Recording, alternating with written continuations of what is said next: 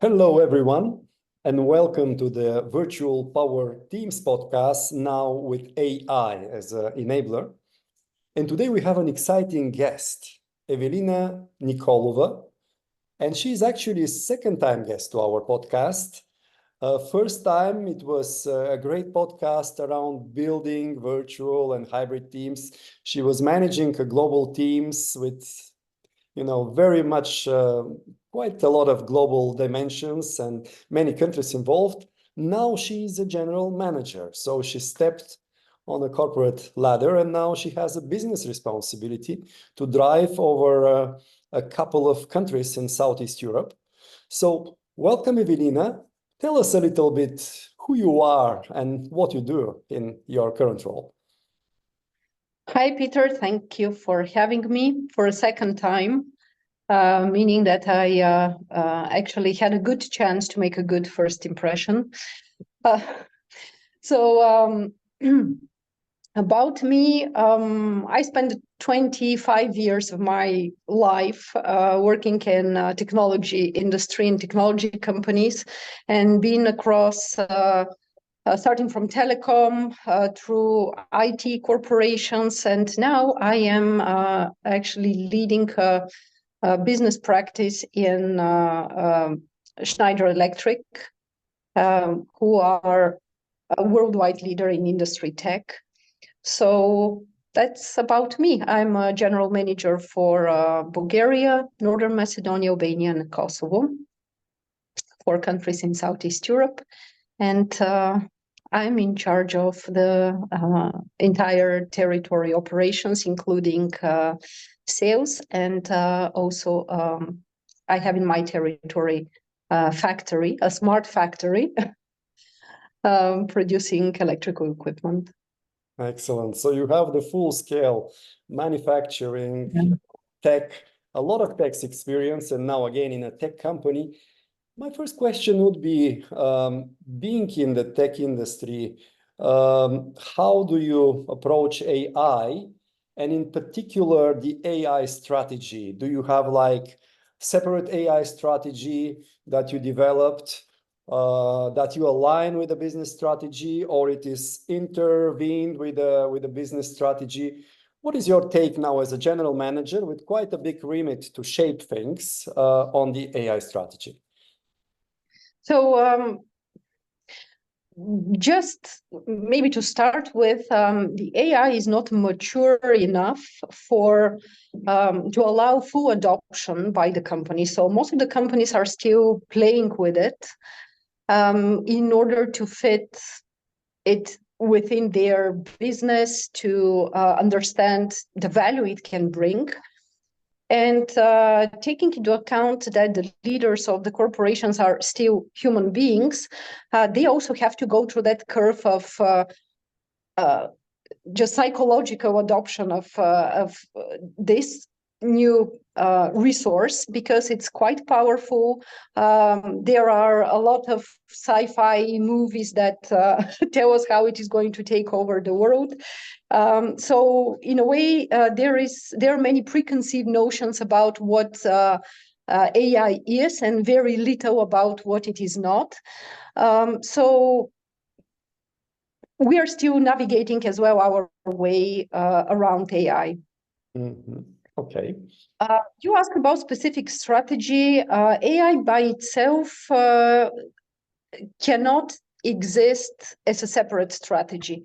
It is there to serve the business and to serve a business purpose. And only in this case, it can be of any value to a corporation or to a business organization.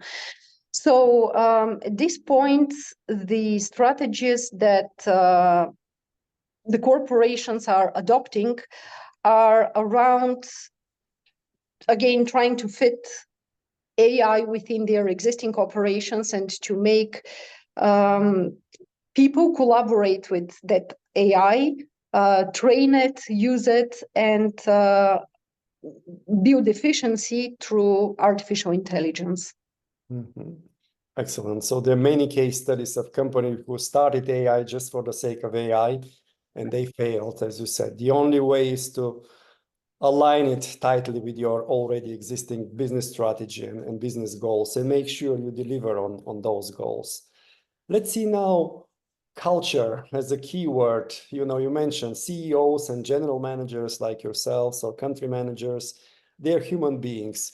What is your role as a leading, you know, this big geography in order to foster the culture of adoption, of collaboration, as you say, between people and AI?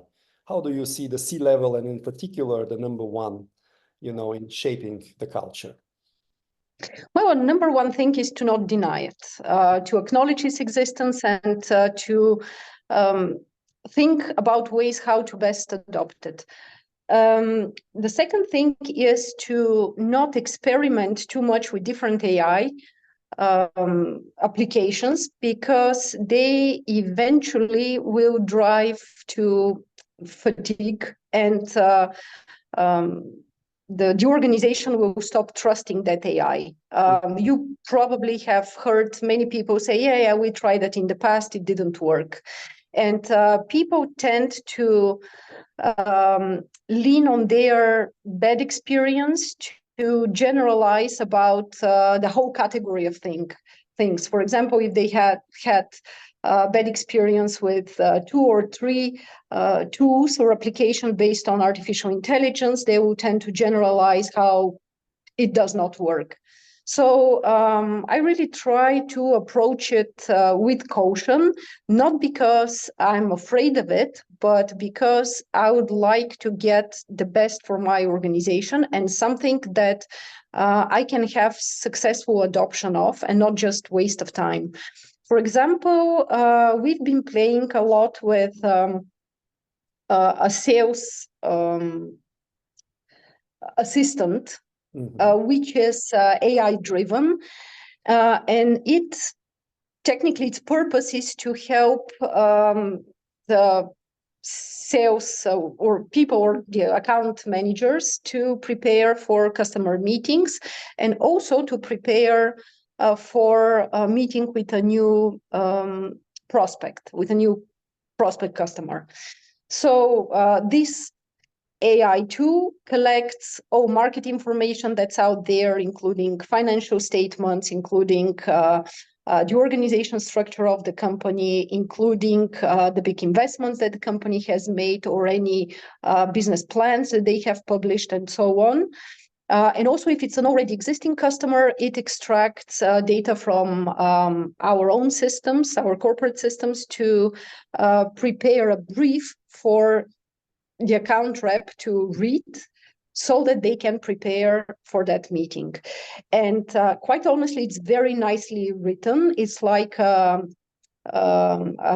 resume of an account with selected points, also with linkage to what we can offer from our solution portfolio that could be a fit for that customer.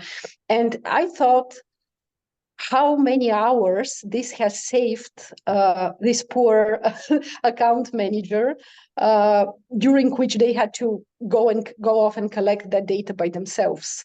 And also the analysis that was provided by this AI tool is much better compared to what an average salesperson would do.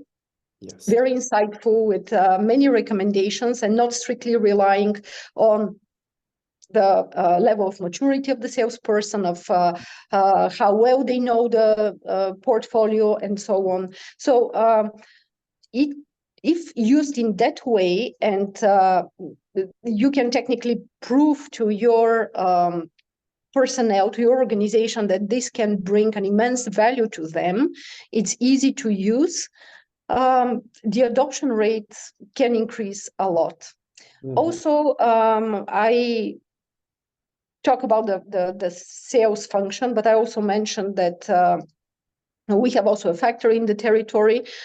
We use AI to identify defects, or basically to assess quality. So if we look at automation as extra arms, the AI is the eyes and the brain And it takes a millisecond for the AI to, and probably you've seen a conveyor belt and how quickly items move through it. It only takes a millisecond for AI to make a picture of the product, to send it to the cloud, to make assessment of its quality, to return back and this information, and to certify this component, whether it's a good quality or it has defects and has to be put aside and eventually scrapped. So this alone is a good example of how AI can be used in the in production environment. And just needless to say the amount of efficiency that can be gained in both sides of the business and along the value chain thanks to the AI. So approach with caution, but caution not because it's something that's scary and threatening, but mostly make sure that it is something that will really bring value to your team or to particular functions in your organization, and also something for the big corporations. You cannot develop it in isolation. You should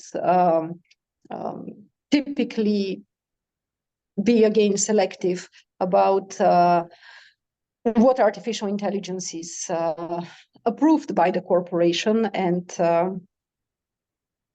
because they are not all born equal. Excellent. And typically they're checked for based on some standards, quality standards as well. So that's helpful. Excellent.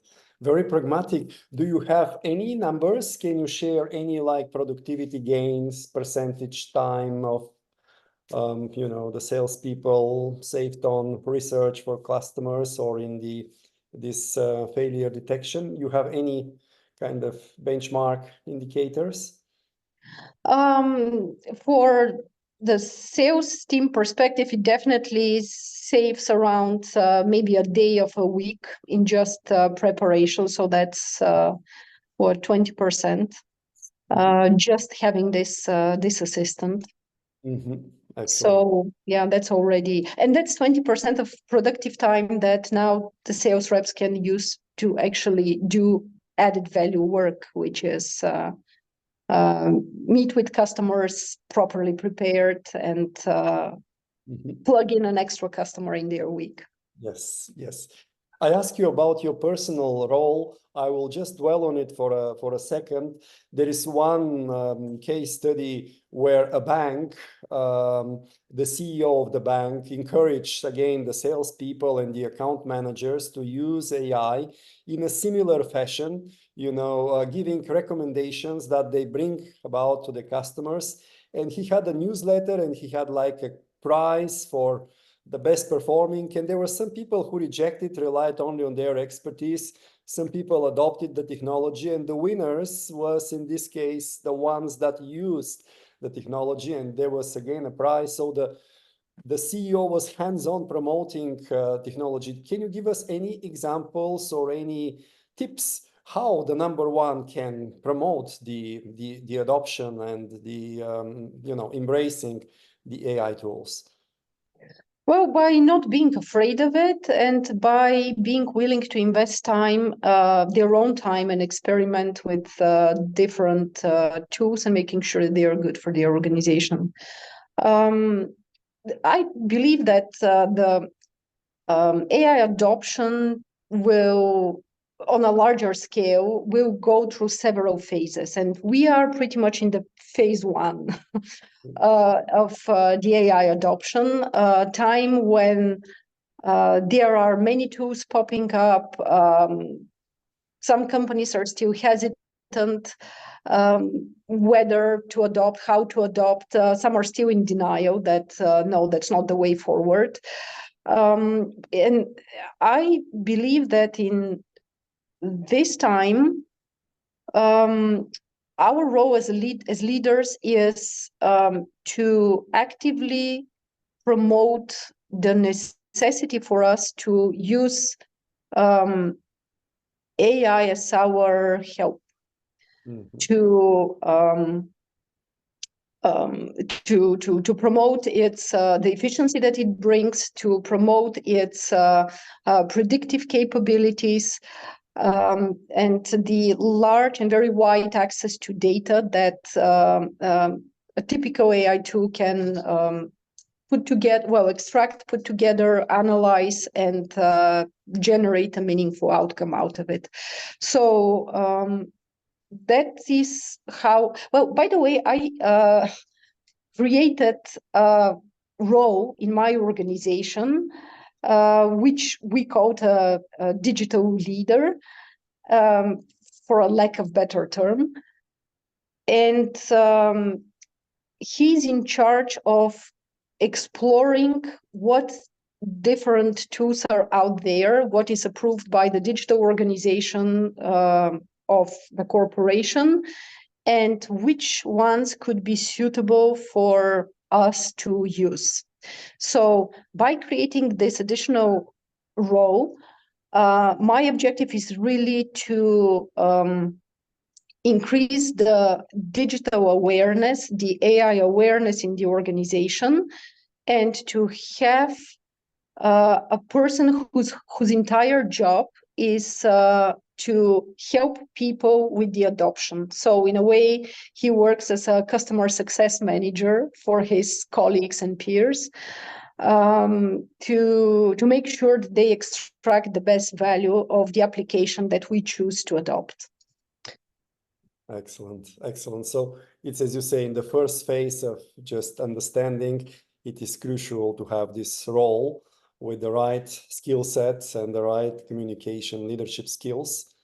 How about, tell us a little bit, we have some people in the audience who are probably a bit more risk averse, and now letting AI, can you, if you have this knowledge, shed a little bit of light on the architecture, the data that you say, the CRM, to what extent internal data, to what extent external? Do you use like third-party algorithms somewhere on the cloud, or you developed your own algorithms? Any light you can shed on architecture, which if I know we didn't prepare, but whatever you know, so you went to this, how did you go through the decision process, and what is the architecture in place as far as you're aware? Well, honestly, I'm not in the development of the AI business. I'm more into using it, so I'm more in the user side. So I cannot necessarily be able to speak about the technology of making and training the AI. We pretty much use the ready-made applications.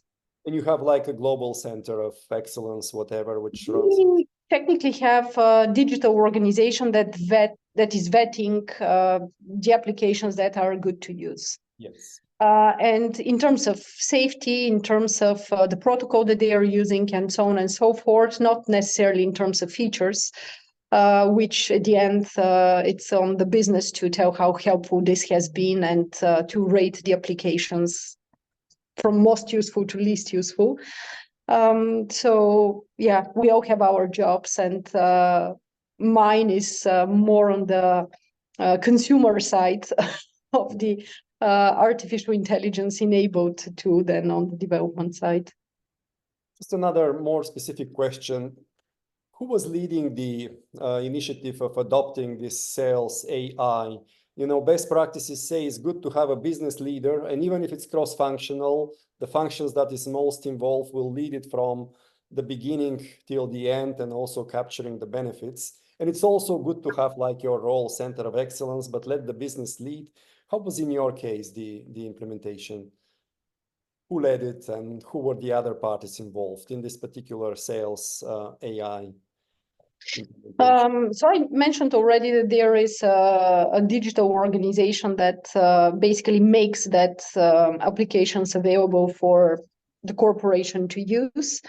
And so our digital leader that I have nominated, his whole job is to research through this library, if you will, of of tools and go off and test them, knowing the nature of our business and our operations, and shortlist a number of items that are potentially of good use.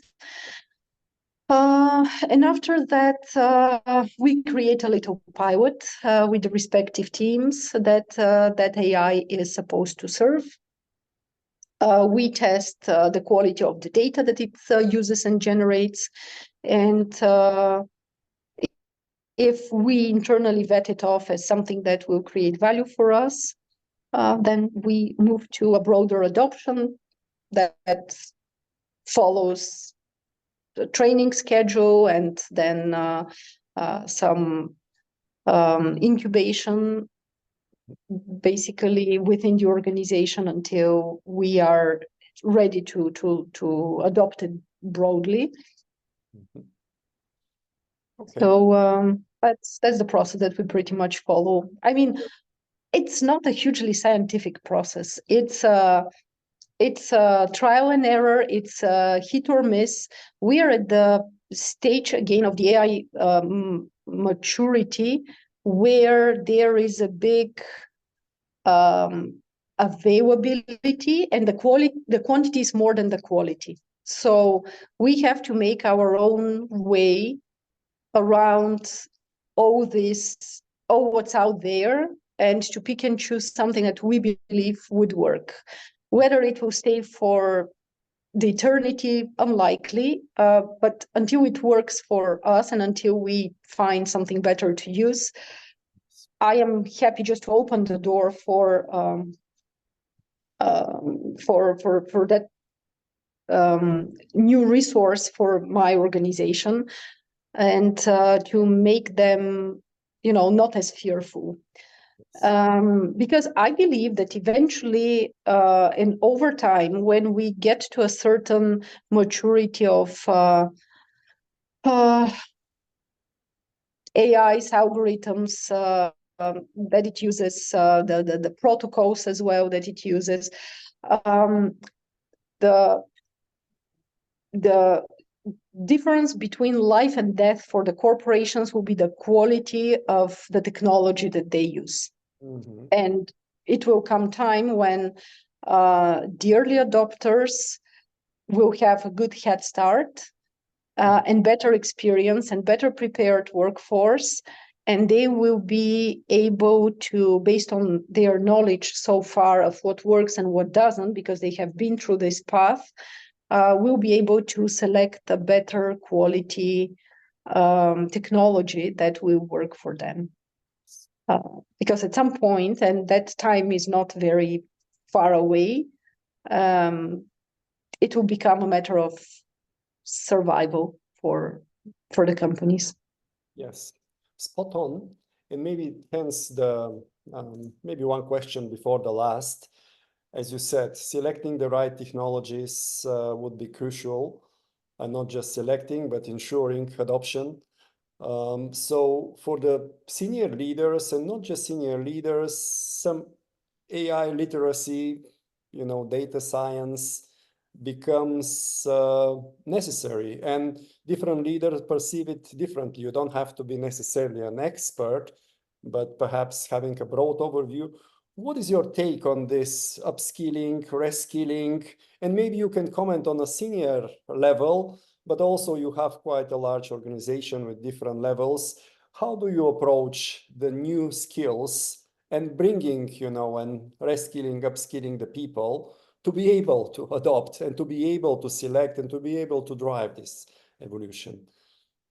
The one great thing about technology, and the technology driven by artificial intelligence, powered by it, is that you technically don't need extra skills for that. You don't need to reskill your workforce. You basically have to show them the template that they use, and they're pretty much good to go. Because of the AI is typically prompting what's the next step, and you can have your child, your toddler, work with it. So and probably this is what scares people the most, because they are afraid that AI will take their work, and that actually is coming. And for the first time in the industrial revolutions, in the in the first time of in the mankind, this new technology will actually replace the white collar workers and not the blue collar workers. So the upskilling and reskilling will come at the time when the AI will be so widely used that most of the activities and the jobs that exist today will no longer be relevant. Mm-hmm. And I think that is something for the future, and it's a big conundrum for the HR. But at this time, I don't think there's much of a reskilling for us to do. We pretty much work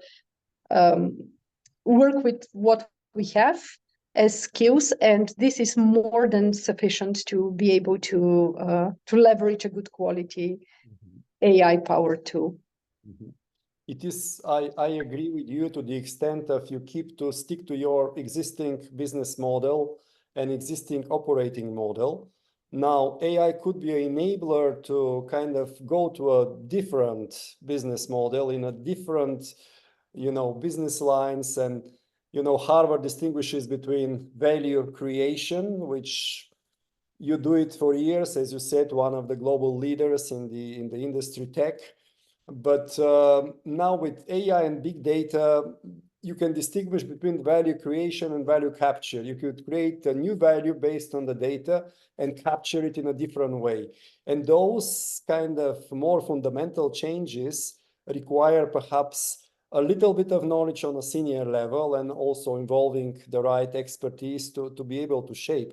I was yesterday, I every day read and listen in this space. There was a Chinese pig. They produce pork meat, so they have whatever millions of pigs, and they introduce AI for face recognition. They wanted to insure the pigs somehow, because in China there is a kind of insurance is not so well, and some business partners require more security. And they introduced a face recognition for pigs from scratch, and they kind of fostered significant benefits. And they build on the side for like livestock insurance and so on. That was an ecosystem coming up. So when you start thinking ecosystems and different value creation, but maybe capture as an ecosystem, it becomes a different ball game. And this is probably the next stage. You refer to the next stage where AI is so mature. One is even the existing capability can, if you start thinking different business model. I wonder if you want to comment on that, maybe more horizontal kind of AI expansion. Well, that's a good topic that you're bringing, AI and value capture. In fact, most of the time in our conversation, I talk about how I use AI for my organization. But that's a typical case. Yeah. Mm-hmm. Sorry. Yes. No. The thing is that the corporation I'm part of, so Schneider Electric, uses AI in the solutions, the software solutions that they are developing for industrial and energy management purpose. So it by itself creates value by being able to process data, be, as I said, the eyes and the brain behind a huge operation, and to allow literally a single person to operate one or several different plants based in different locations from their smartphone. Mm-hmm. To be able to predict whether a failure may occur, and to take action before it actually happens, and bring damages to their business and to their operations. So that's the predictive function. And the good thing about AI that is also its prescriptive function, that it actually not just pre-alerts you that you might expect a problem because piece of your technology somewhere is not behaving within the normal limits, but also it tells you what action is best to take for you. So from that perspective, it truly creates a new unmatched value for the customers of your company. So not just for your own staff and for your own operations, but it changes completely the product or the solution that you sell, because you no longer compete with like on the commodity market. You create a unique value for your customers that nobody else can offer, or nobody else can offer at that level and with that quality. Yes. So that's basically addresses your question on the value creation and the value capture. Mm-hmm. Thank you. Thank you. So last question would be simple, and just a little prelude. For example, Disney made a big turnaround a few years back, buying Pixar and becoming an AI company and taking a lot of market share from Netflix, for example. And the CEO, he kind of requested that the senior leaders demand buy-in of digital and AI. But I asked you already about the role. How do you see? My last question is, do you have any tip for other leaders on your level who have the decision-making freedom, the ability to shape? What would be your tip, your kind of secret advice now, starting on the AI journey? Be early adopters. That's the only thing that I can recommend. This technology is not a matter of if, it's a matter of when. It is coming, it's coming fast, and it will define how